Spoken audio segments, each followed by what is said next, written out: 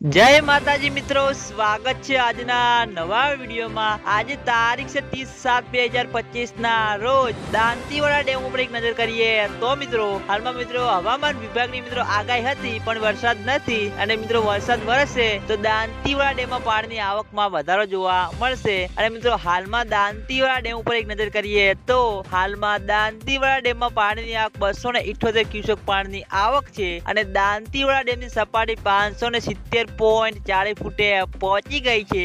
દાંતીવાડા ડેમની ભયાનક સપાટી 604 ફૂટ છે।